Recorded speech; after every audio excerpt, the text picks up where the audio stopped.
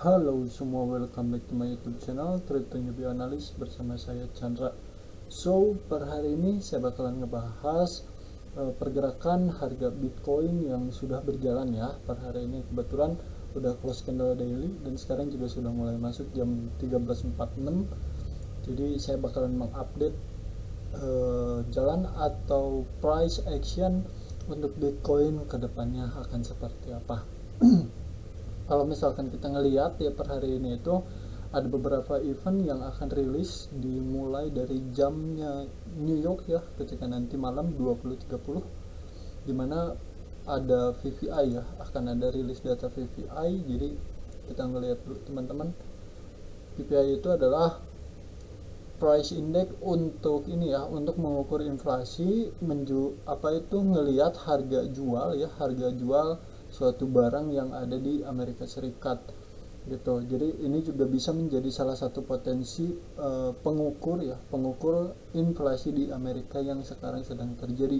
Apakah inflasinya tetap meningkat naik atau sudah mulai menurun gitu. Kalau misalnya kita ngelihat dari posisi previous dan forecastnya ini, untuk rilis nanti jam 20.30 itu di 0,2an ya. Berarti kalau misalkan si posisinya lebih tinggi daripada lebih tinggi daripada aktual ya, lebih tinggi daripada aktual, ini bisa bisa disebutkan atau bisa jadi penguatan untuk dolar gitu. Jadi bisa jadi penguatan untuk dolar. Misalnya si posisi forecastnya dari 0,2 menjadi 0,3, berarti bakalan ada penguatan untuk dolar ya. Dan begitupun sebaliknya, ketika posisi forecastnya itu 0,2 tapi aktualnya menjadi 0,1, berarti itu menjadi pelemahan untuk dolar. Seperti itu teman-teman. Jadi untuk teman-teman harus tetap berhati-hati ya, jam 20.30 mulai rilis data CPI ya, yang mana ini bakalan berimpact sangat lumayan volatil ya atau agresif. Jadi untuk teman-teman tetap berhati-hati seperti itu. Jadi ini dari news terlebih dahulu ya, atau event yang akan ada atau rilis nanti jam 20.30. Kita langsung mulai masuk aja ke chart Bitcoin, yang dimana per hari kemarin itu posisi market Bitcoin ya, posisi market Bitcoin per hari kemarin malam ya 2300 si posisinya bouncing signifikan. Kalau misalnya saya ngelihat si posisi yang sekarang sedang berjalan ya, atau dari kemarin, ada apa sih dan kenapa posisi market Bitcoin itu bisa pumping signifikan? Kalau misalnya saya lihat si posisinya itu di sini ngebentuk semacam posisi atau pola garis yang namanya atau bisa disebut sebagai bearish leg ya. Seperti ini teman-teman. Posisinya di sini terbentuk yang namanya bearish flag. Kalau misalnya kita ngelihat ini kan sebagai measure-nya ya, sebagai posisi pergerakan harga keseluruhan atau posisi market besar sedang bergeraknya itu kemana. Dan ternyata betul si posisi market Bitcoin itu bouncing signifikan pada saat menyentuh posisi garis trendline yang berada di posisi bawah ini ya.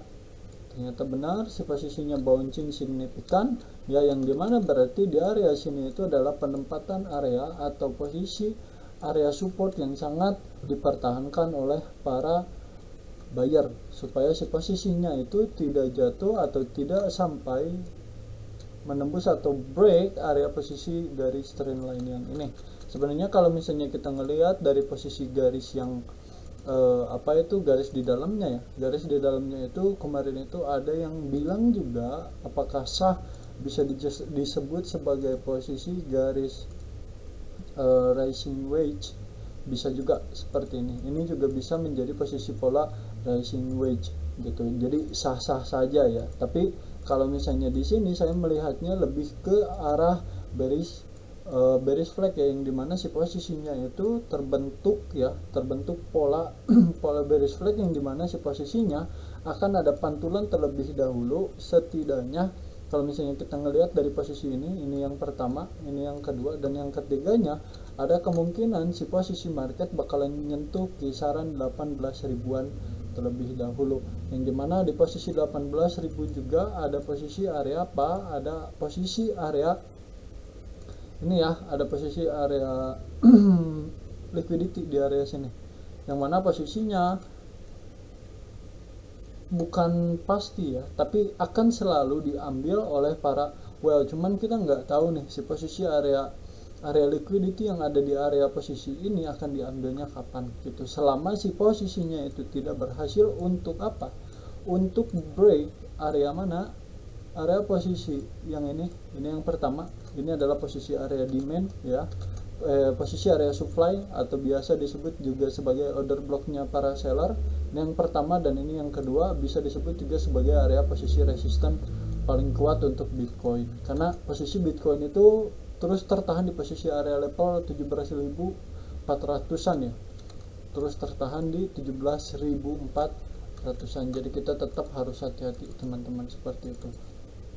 Terus juga di posisi ini kalau misalnya sekarang kita ngelihat posisi time frame 4 jam ya, posisi time frame 4 jam terus tertahan di posisi ini bisa disebutkan sebagai apa? Sebagai ada bearish divergence juga ya, dari per hari apa itu? Dari per hari Rabu ya, Rabu atau enggak Kamis ini tanggal 1 Desember, si posisinya itu sudah membentuk yang namanya bearish divergence.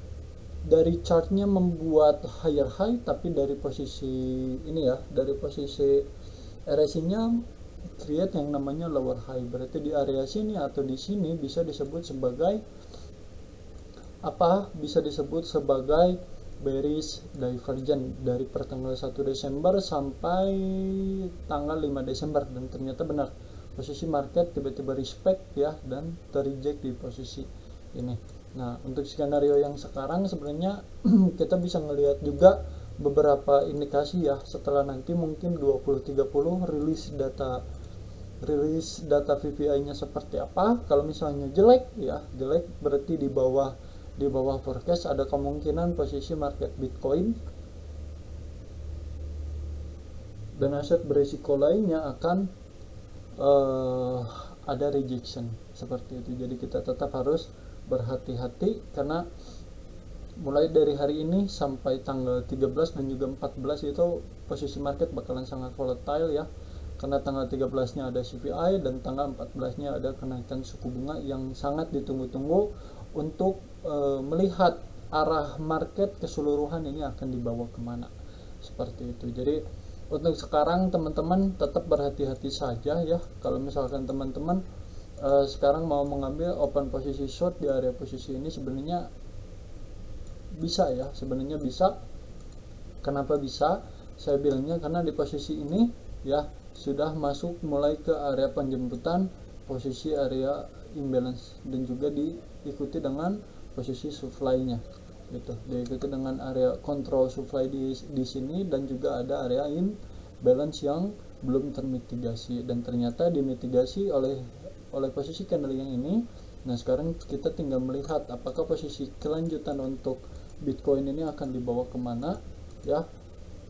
Kita tinggal memperhatikan saja sekarang, karena ada dua yang harus diperhatikan sekarang. Ada kemungkinan posisinya itu turun terlebih dahulu ke kisaran 17 ribuan ya di area sini. Berarti ini udah nggak berlaku ya, kita hapus dulu aja.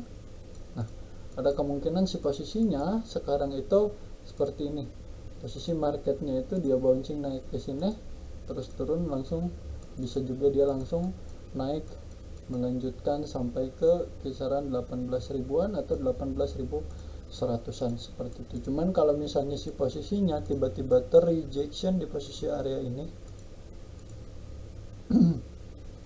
terrejection, dan ternyata ya posisinya breakdown terus retest ke area posisi ini, berarti di sini akan ada atau potensinya posisi market Bitcoin bakalan berpotensi turun sampai ke 16.200 atau 16.400an teman-teman, seperti itu. Jadi yang ini itu bisa disebutkan juga hanya pengambilan area apa, hanya pengambilan atau mitigasi area imbalance yang ada di sini gitu. Cuman untuk lebih safety-nya pada teman-teman mendingan kita menunggu rilis data dari VPI terlebih dahulu, seperti itu. Jadi untuk sekarang yang bisa saya sampaikan atau updatean tentang market Bitcoin hanya itu yang bisa saya sampaikan teman-teman. Tetap berhati-hati ya ketika kalian berada di market, karena akan ada rilis data VPI.